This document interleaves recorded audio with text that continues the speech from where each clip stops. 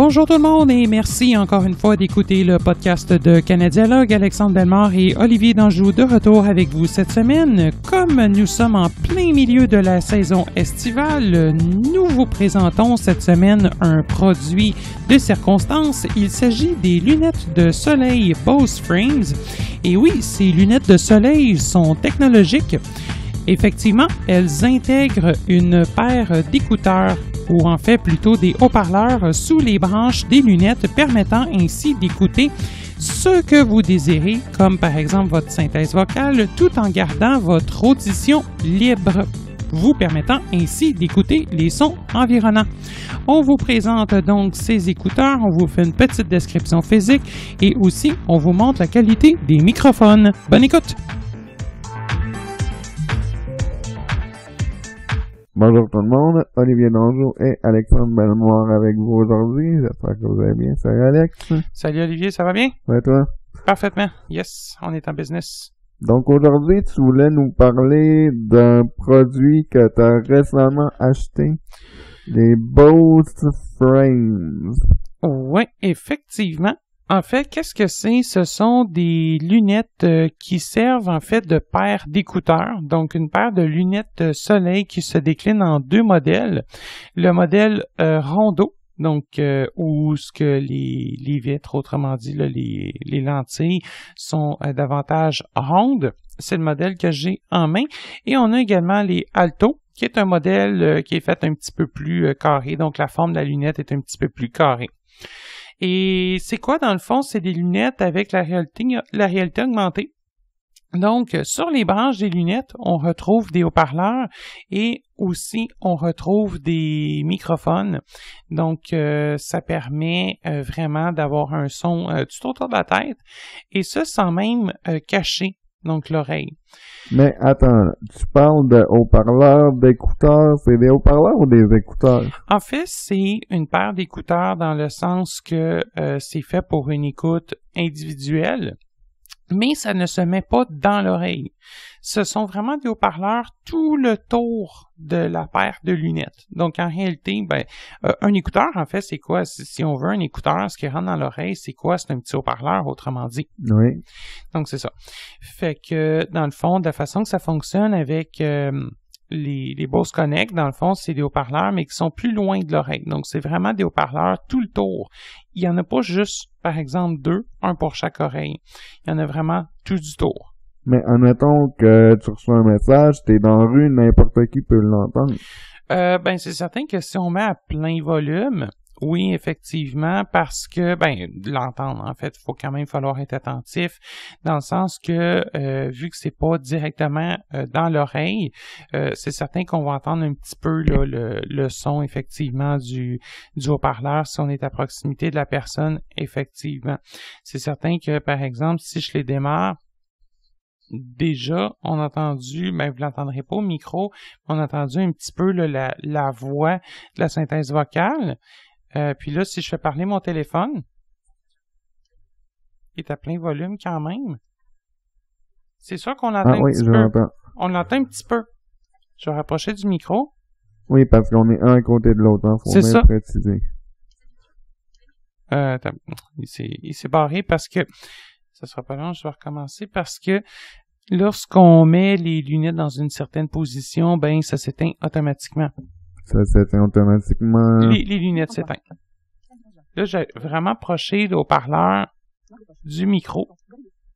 C'est sûr qu'on l'entend. Oui. Mais si on baisse le son, on va l'entendre beaucoup moins. Mais là, on s'entend que le micro, c'est quasiment placé comme une oreille parce qu'il est à moins de 10 cm aussi, là. Donc, c'est certain qu'en extérieur, lorsqu'on est dans la rue, tout ça, puis généralement, il y a du bruit aussi dehors. Donc, c'est certain que ça sera pas problématique de ce côté-là.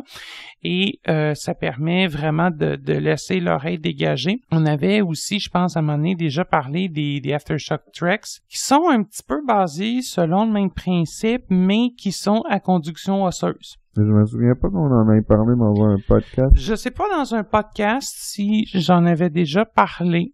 Dans le fond, c'est une espèce de cerceau qui se met derrière la tête et qui, dans le fond, là, en avant des oreilles, sur l'os de la mâchoire, il y a un écouteur, dans le fond, qui vient se placer respectivement sur chacun des jonctions, si on veut, là, de la mâchoire avec l'oreille. OK, donc si on récapitule, ce sont des lunettes donc Bluetooth. Exactement. Est-ce qu'on peut les connecter? Tu sais, ça fait ça avec certaines paires d'écouteurs sur le marché. On peut aussi les connecter en jack. Non, ça c'est pas fait pour du jack. Du jack aujourd'hui, il y en a de moins en moins. Honnêtement, du jack sur même plusieurs modèles d'écouteurs Bluetooth là, qu'on a, du jack ça existe presque plus là. Surtout pour une utilisation quotidienne. Le jack commence à être de plus en plus utilisé par qui? Par les spécialistes de l'audio ou par quelqu'un qui cherche vraiment à avoir une qualité recherchée. Des écouteurs dans le grand public, du jack, il y en a de moins en moins. Hein. À propos de l'autonomie de la batterie, t'en penses quoi? En fait, ça dépend vraiment de l'utilité que vous souhaitez faire des écouteurs. L'autonomie de la batterie peut être très correcte, tout dépendant du temps que vous laissez ceux-ci en veille ou non.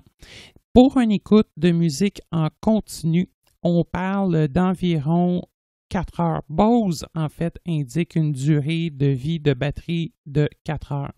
Lorsque j'ai effectué le test, on parle davantage autour de 3h30 minutes.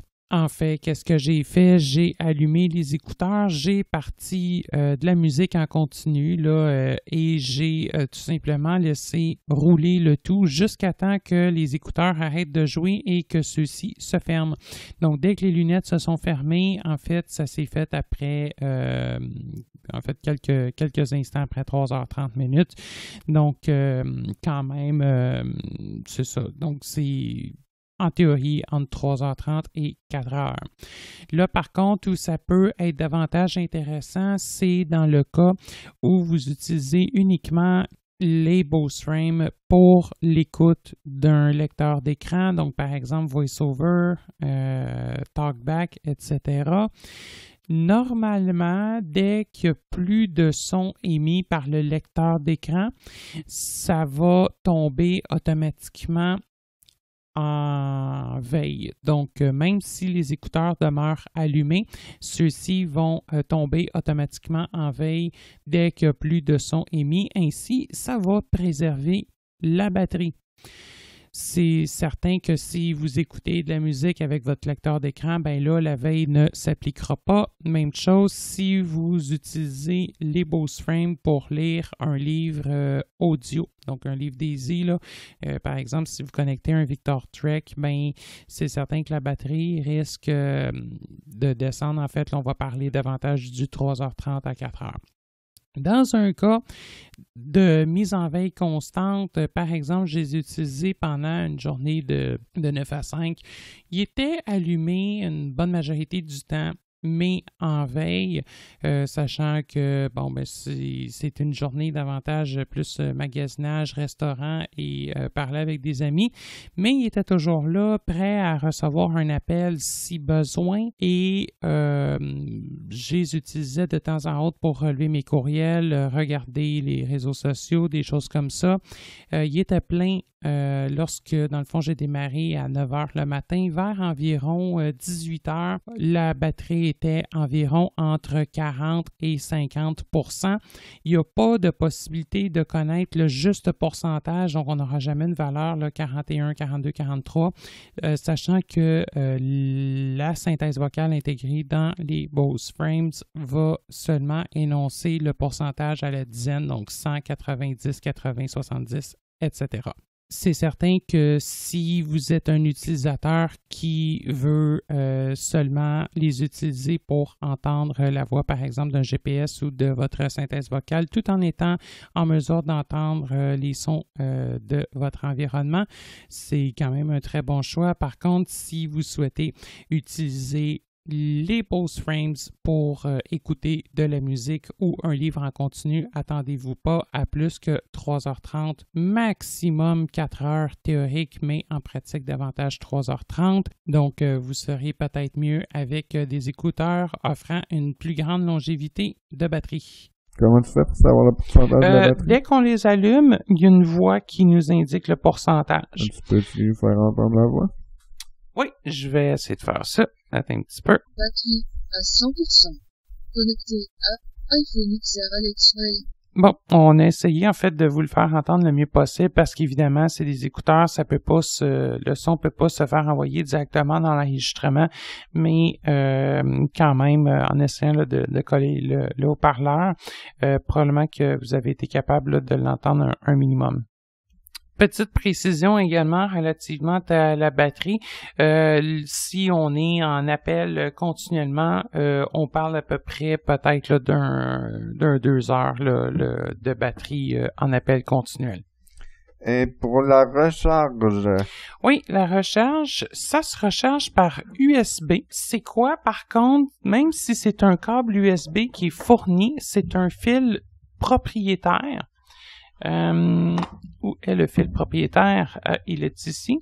Donc, ça vient avec un fil propriétaire. Je vais le sortir dans une petite seconde.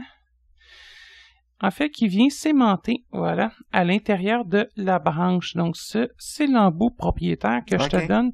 Donc, c'est vraiment un petit aimant, quoi. Qui vient vraiment là, se mettre à l'intérieur. Regarde, je vais... Comme l'Apple Watch. Oui, mais par contre, c'est un aimant avec des petites pins. Effectivement, je l'ai dans les mains. Passe-moi là, je vais te le mettre après la branche, ça sera pas long. Est-ce que les lunettes le disent quand elles sont en charge ou comment on fait pour vérifier l'état de la batterie? En fait, c'est pas compliqué, il n'y a plus rien qui fonctionne quand c'est en charge. C'est aussi simple que ça parce que de toute façon, ça serait pas vraiment utilisable. Regarde comment le fil est placé. C'est placé à l'intérieur de la branche. Et dans le fond, le fil devrait... Oui, à l'intérieur de la branche, exactement. Donc, en fait, le fil, ouais, ça, c'est le bout du fil. Donc, en fait, ce qui se passerait, c'est que le fil viendrait se placer, dans le fond, entre la tête puis la monture de la lunette. Fait que ça serait peut-être pas très, très confortable, là. Fait que non, c'est aussi simple que lorsque en charge, ça fonctionne tout simplement plus. C'était le même principe, là, soit dit en passant, pour les écouteurs Bose QC30, là, donc les écouteurs avec réduction de bruit, c'est exactement le même principe. Quand c'est en charge, c'est off, tout simplement. Mais comment tu fais pour vérifier le niveau de la batterie quand tu les utilises, admettons? Ben là, à ce moment-là, il y a plusieurs possibilités. Soit que ça va apparaître, si vous utilisez un iPhone, ça va apparaître dans l'état de la batterie Bluetooth. Sinon, tout simplement, fermez-les puis rallumez-les. Là, tout simplement, je pense que c'est ça qui va être le mieux. Là. Il y a un bouton, tu disais? Oui, juste un. Exactement, juste un. Donc, le bouton, ben, on peut peut-être tout de suite en parler. Qu'est-ce qu'il permet de faire, le fameux petit bouton? Il permet de, première des choses, les allumer en appuyant dessus. Au démarrage, au lieu de simplement juste appuyer, si on appuie, on maintient. Dans le fond, ça va permettre de mettre en mode pairage. Okay. Sinon, lorsque, en utilisation, si on double-clique et qu'on maintient, ça va avoir comme impact de fermer les lunettes. Mais si vous souhaitez tout simplement les fermer, vous pouvez les prendre... verrouiller, tu veux dire? Non, les fermer, les éteindre. Dans le fond, fermer la paire d'écouteurs, autrement dit, là, le disconnection. Là, donc, ça va se déconnecter du téléphone, tout ça. Là. Si, par exemple, aussi, vous voulez les fermer, soit qu'on double-clique et qu'on tient le bouton, ou sinon, dans le fond, tout simplement, quand on les enlève, on les met à l'envers, de sorte à ce que le trou pour le nez soit placé vers le ciel. Donc, généralement, si, par exemple, les lunettes sont dans notre face, donc le trou pour le nez est vers le bas, donc si vraiment on les fait pivoter, on met le trou vers le haut. Tout simplement, les lunettes, il y a un genre de gyroscope à l'intérieur qui va détecter que, OK, la position a changé, parfait, donc moi, je me verrouille. Au niveau peut-être d'un petit tour physique, c'est principalement fait de plastique. Donc, c'est vraiment du plastique. Ça se replie là, comme une paire de lunettes. Quoi, il y a 2 branches. Les branches sont un petit peu plus épaisses qu'une vraie paire de lunettes. Ben pourquoi? Parce que les branches contiennent les haut-parleurs, contiennent les speakers, contiennent tout ça. Et ainsi que les microphones. Le microphone, par ailleurs, il est vraiment ils sont vraiment tout petits, mais il offre quand même, par rapport à d'autres types d'écouteurs testés, il offre vraiment, puis ça, faut le dire, une qualité quand même exceptionnelle. Oui. D'ailleurs, on va faire des démos. Oui, effectivement, on va vous le montrer. Et l'autre chose aussi, c'est un verre fumé. Ça peut déranger certaines personnes. Ainsi, si les lentilles du verre fumé viennent qu'à vous déranger, par exemple, ça cache votre champ de vision. Regardez bien, j'en ai enlevé une. Donc, c'est possible de garder la lunette, mais d'enlever la lentille. Mais là, maintenant, la lunette, elle ressemble à quoi? Oui, ben là, j'en ai juste enlevé une. Ça serait un petit peu bizarre, mais je peux enlever il y a un trou. Oui, carrément. Exactement. C'est ça. Il y a un trou à la place de la lentille, tout simplement. La lentille, c'est vraiment du verre. C'est plus un composé. C'est pas de la vitre. Attends un petit peu, passe-moi là. Non, c'est pas de la vitre. Ça, là, regardez, je cogne dessus, là. Non, c'est fait en plastique, ça. Ah, ok. Bon, là, j'ai le sacrateur. Ben, du verre, ça vient de le démontrer. Du verre, ça l'aurait cassé en 1000 mille. Ce sera pas là, je vais aller ramasser, j'en reviens. Alors, voilà. Donc, j'ai le morceau. Comment ça s'enlève, là, by the way, les lentilles, là, si vraiment vous en achetez, que vous aimez ça? En fait, il faut pousser vers l'extérieur de la lunette. Donc, il faut pousser, là, c'est un système de clip, là. Dans le fond, il faut pousser de l'intérieur vers le côté extérieur de la lunette. Et là, pour les remettre, dans le fond, je vais essayer de m'enligner. Il y a un sens en plus de ça pour les rentrer. Il faut vraiment s'enligner et normalement, je pense comme ceci et en appuyant. Oups, je ne l'ai pas évidemment. Dans un petit peu, c'est pas évident à remettre en place. Pour en avoir déjà des faits, c'est pas très très simple. Ah, tac, voilà, je m'approche d'un résultat. Tac, et voilà. Donc, ça rentre vraiment en serre, comme on l'a entendu, et c'est certain là, que c'est fait pour tenir en place. Et évidemment, là, si vous voulez, par exemple, les enlever pour nettoyer aussi, c'est possible de le faire. Voilà, c'est pas mal ça. C'est une belle paire de lunettes, sérieusement, c'est le fun. Puis en même temps, ça fait là, des verres fumés. Puis ben non seulement ça, mais quand on voit pas, des fois, ça peut être intéressant d'en avoir aussi. Ça permet aussi de protéger l'œil, donc c'est pas une mauvaise chose non plus. Des lunettes de soleil. C'est ça, des verres fumés, exactement. Puis au niveau de Face ID. Ça changera rien, ça va très bien fonctionner. Face ID est compatible avec une paire de lunettes. Hey, j'ai pas fini d'expliquer peut-être le rôle du petit bouton, c'est comme arrêter en chemin, je sais pas pourquoi. L'autre chose aussi, ouais, c'est ça, le bouton, lorsque c'est allumé, si on tient enfoncé, ça va lancer Siri et probablement, j'imagine aussi Google Assistant. Ça sera testé. Et si on fait simplement appuyer donc sur le bouton sans maintenir, lorsque c'est allumé, ça va avoir pour action d'effectuer play-pause. Si on double-clique sur le bouton, ça va être la chanson suivante, donc le morceau suivant. Et si on triple-clique, morceau précédent. Il n'y a pas de façon d'ajuster le volume directement depuis la paire de lunettes. De toute façon, encore une fois aujourd'hui, les écouteurs qui le permettent sont de plus en plus rares aussi. Faut pas oublier ça. Et on peut le connecter à combien d'appareils Bluetooth en même temps? En fait, il n'y a pas de simultanéité comme c'était le cas avec les Bose QC30, les QC35. Par contre, ça nous permet, en fait, ça permet donc les écouteurs de se connecter jusqu'à 8 périphériques, en fait, de mémoriser 8 périphériques, mais il n'y a pas de possibilité d'en avoir 2 simultanés. Et la petite différence comparativement aux anciens écouteurs Bose que moi j'aimais beaucoup comparativement en lien avec le multi-device, c'était la possibilité de pouvoir changer facilement d'un périphérique à l'autre qui était connecté. Avec les lunettes, c'est pas possible de le faire aussi simplement que ça, sachant que la lunette, tout ce qu'elle fait, c'est qu'elle se connecte au dernier périphérique auquel elle a été connectée. Si le périphérique est introuvable, on va passer au suivant. Et à ce moment-là, le deuxième périphérique va devenir automatiquement le dernier en mémoire. Mais comment tu fais, admettons, situation hypothétique, là? Oui. J'achète une paire de lunettes, ben tu sais, j'ai changé de téléphone. Oui. Comment on fait pour... il a fallu que je fasse passer mon sel sous garantie. Comment on fait pour...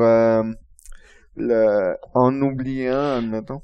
OK, ça, à ce moment-là, il y a deux possibilités. Si on souhaite toutes les oublier, lorsqu'on appuie, non, on allume les lunettes et qu'on tient enfoncé le bouton, on a le mode pairage, mais si on continue encore à tenir, ça va avoir comme impact de remettre aux paramètres d'usine. Sinon, il existe aussi l'application Bose Connect qui est disponible sur iPhone et sur Android qui permet de gérer les écouteurs. Donc, entre autres, par exemple, d'oublier des périphériques Bluetooth, qui permettent d'activer ou de désactiver l'invite vocale, donc la petite voix qui nous parle, parce que oui, ça s'enlève aussi si vous la voulez pas, et de changer la langue de l'invite vocale. Ça se fait par l'application Bose Connect. De ce côté-là. Alex, peut-être qu'on pourrait montrer comment on les jumelle en Bluetooth.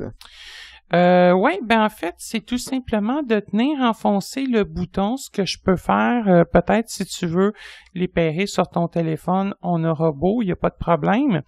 Ainsi, ce que je vais faire, je vais tout simplement allumer et tenir le bouton enfoncé.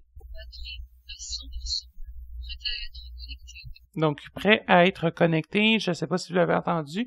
Maintenant, tu peux te rendre directement dans tes réglages Bluetooth et activer directement Bose Frames. Recherche. Olivier. Mode. Wi-Fi. Bluetooth. Donc, on est dans les réglages. On s'en va là. Bluetooth. Mes appareils. En savoir. Focus. Autres appareils. En cours. En tête. Je vais nous trouver dans quelques secondes. Focus 40B. Autre. En cours. Bose Frames. Ah, voilà. Bouton. Tu peux cliquer dessus. Bose Frames. Connexion en cours. Voilà, il s'est connecté. Et normalement, le son devrait commencer à sortir directement dans les écouteurs. Veux-tu envoyer de ça? J'en envoie. Ah, OK. Monte ton volume. Oui, effectivement. Donc là, ça sort vraiment par les écouteurs. Ce que je te propose, tandis qu'on est connecté, je peux te les passer si tu veux écouter de la musique puis voir de quoi ça a l'air. Donc voilà, en fait, Olivier vient d'y mettre, on les entend quand même parce que le micro est quand même assez proche, je veux pas, de la paire d'écouteurs. Voilà, la musique est maintenant partie.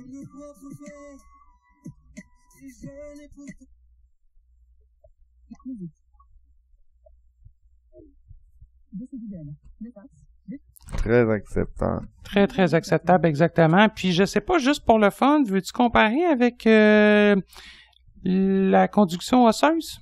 J'ai jamais essayé, ouais. OK, bon, on va le faire. Ça sera pas très long. On va revenir, puis tu pourras nous dire qu'est-ce que t'as mis entre les deux. Donc, effectivement, les écouteurs à conduction osseuse ont un son que moi j'aime moins que les lunettes. Puis, ce qu'il faut pas oublier avec la conduction osseuse, c'est que ça se met devant l'oreille, pas sur l'oreille, ça se met sur l'os. Mais il faut pas oublier quelque chose aussi, c'est que, t'en rappelles tantôt, je t'ai dit, pogne tes deux doigts, bouge-toi les oreilles avec. Oui, je m'en rappelle. Bon, mais ça, qu'est-ce que ça a eu comme impact? Ça a eu comme impact de modifier le son que t'entendais. Oui. Puis, dans le fond, c'est ça, c'est que la conduction osseuse est faite pour être utilisée à la base avec des bouchons, carrément. Mais c'est certain que dans notre cas, nous autres, le but aussi de la conduction osseuse des Aftershock Strix, c'est quoi, dans le fond? C'est de pouvoir se déplacer en extérieur en laissant l'oreille libre. Ou en intérieur, en fait. Mais bon, on s'entend que la TTS, c'est écoutable, c'est juste que ça dégrade quand même relativement beaucoup la qualité du son. Par contre, du côté des Bose Frames, ben là, c'est pas du tout de la conduction osseuse, c'est vraiment des haut-parleurs qui sont là tout le tour. Et c'est pas fait là, pour être utilisé avec des bouchons. Par contre, il faut noter quelque chose, c'est que les Bose Frames, comparativement à d'autres types d'écouteurs, si on est, par exemple, dans un environnement qui est très bruyant, par exemple dans un métro, au métro de Montréal, dans une station de métro, ou même dans le train, c'est bruyant, ben c'est certain que ça sera peut-être pas nécessairement agréable d'utiliser Bose Frames, sachant que on entendra très très peu les haut-parleurs, même à volume très très élevé, volume très maximum. Mais en déplacement en extérieur, ça permet vraiment là de continuer, par exemple, d'avoir le GPS d'une bonne qualité ou même de parler au téléphone sans même ça dérange pas.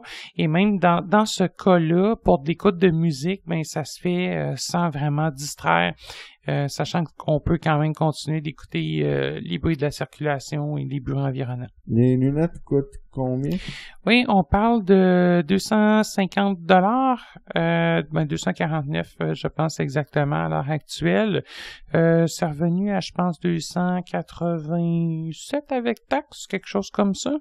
Ouais, dans ce range-là. Au Québec, évidemment. Une autre question que je me posais aussi, si on veut changer les verres. Qu'est-ce que tu faisais pour changer les verres? Mettre d'autres types de lentilles? Il y a des lunettes où que si un verre est 3 packs, ou il y a des lunettes où les verres ça change. Oui, ben en fait, c'est exactement ça qu'on a fait tantôt. On a déclipsé dans le fond les vitres. Je sais, mais les verres, ça s'achète à part? Bose vont commencer la commercialisation des vitres effectivement bientôt. Et c'est justement pour ça aussi qu'ils permettent de les déclipser. Tout simplement, Bose va commencer à fournir des verres de toutes sortes de couleurs, de différentes teintes, etc. OK. Ouais. J'ai pas encore les prix pour ça, mais je sais qu'il y en avait dans le rack. Ils commençaient à en avoir dans le rack quand j'avais été les acheter. Je pense qu'on serait peut-être rendu à parler peut-être des microphones. Oui. Great. Ce que je propose qu'on fasse, je vais préparer ou en fait vous diffuser des petits enregistrements de chacun des différents microphones qu'on va évaluer et ça va en même temps vous permettre d'évaluer la qualité du microphone des écouteurs Bose Frames. Et donc ce qu'on va faire, on va tout d'abord débuter pour que vous ayez quand même un bon référentiel par un enregistrement effectué avec le microphone interne du iPhone. Ensuite de ça, on va se diriger vers les écouteurs Trex Air, donc qui sont faits par Aftershocks. Les écouteurs Trex Air, en fait, par ailleurs, petite parenthèse, ils permettent de connecter jusqu'à 2 sources Bluetooth en simultané. C'est à peu près, je pense, $250 en ce qui a trait au prix. Mais malheureusement, même si ça dégage l'oreille, même si c'est intéressant pour nous, c'est à conduction osseuse, on en a parlé, mais le micro est vraiment là quand même assez exécrable et de piètre qualité. Ensuite de ça, on va aller voir du côté des écouteurs Bose QC30 que j'ai acheté il y a environ 3 ans d'une valeur de $450 environ. Je pense que le prix est un petit peu moindre aujourd'hui. Bref, qui intègre la réduction du bruit. Mais le microphone, encore une fois, on repassera sur la qualité. Enfin, on va se diriger vers les AirPods 1 de Apple. Les AirPods 2 sont maintenant sortis. Il semblerait toutefois que les AirPods 2 offrent une qualité un petit peu plus optimisée en ce qui a trait au microphone. Donc, on va également regarder ceux-ci. Et finalement, on va terminer avec les lunettes Bose Frames. Donc, sans plus tarder, j'y vais et je vous passe chacun des enregistrements respectifs. Voilà, maintenant je vous parle en utilisant le microphone interne de mon iPhone. Il s'agit d'un iPhone 8 que j'utilise pour faire le présent enregistrement. Cet extrait vocal est actuellement enregistré en recourant au microphone des écouteurs Aftershock Strix Air qui se trouvent à être des écouteurs à conduction osseuse. Cette partie de l'enregistrement est maintenant effectuée en recourant au microphone des écouteurs Bose Quiet Control 30 qui sont des écouteurs à réduction de bruit fournis par Bose. Ces écouteurs coûtent environ 450$, mais on peut facilement voir que le micro n'offre pas une très très bonne qualité sonore. Il s'agit d'un micro télécommande qui n'est pas du tout placé devant la bouche. Donc vraiment dans un environnement bruyant, c'est assez désagréable d'écouter le son de ce microphone. Cette partie de l'enregistrement est maintenant effectuée en utilisant les écouteurs AirPods de Apple, la première génération des AirPods. Donc, vous allez avoir un petit comparatif en ce qui a trait au microphone de ceux-ci. Maintenant, j'enregistre ce présent extrait en utilisant le microphone interne des Bose Frames.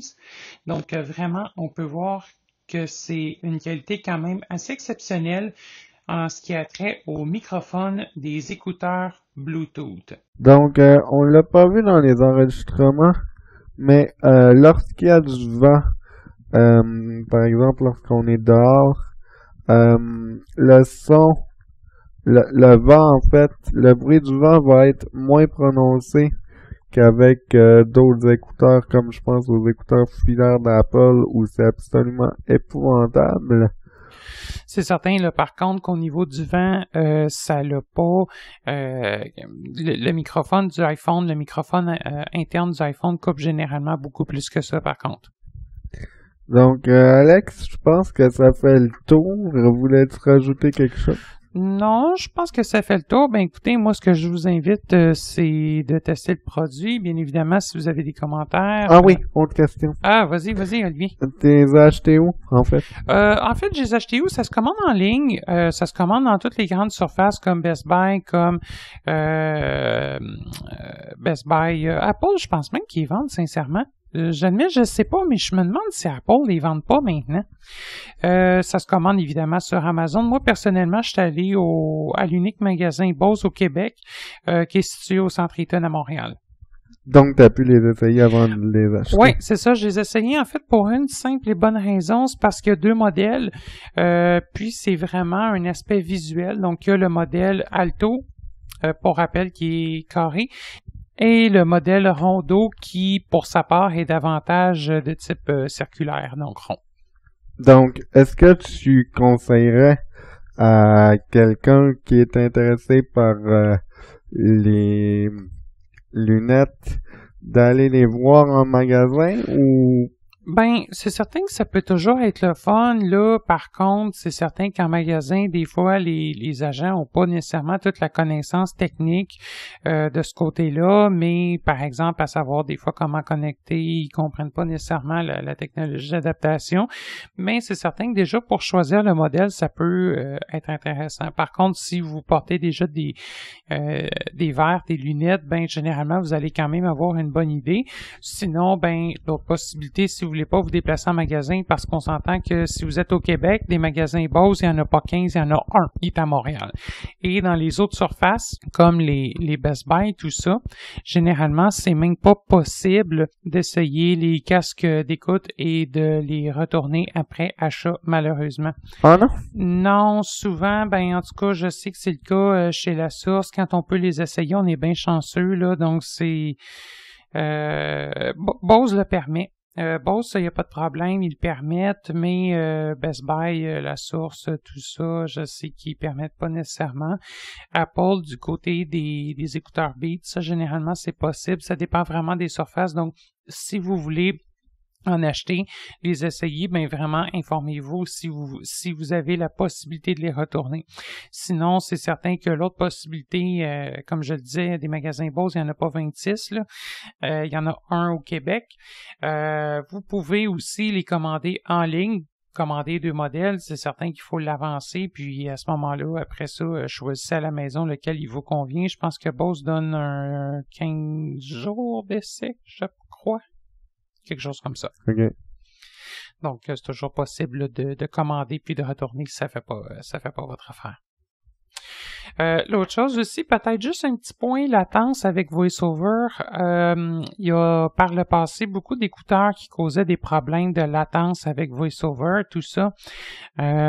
Franchement, de ce côté-là, ça va quand même assez bien.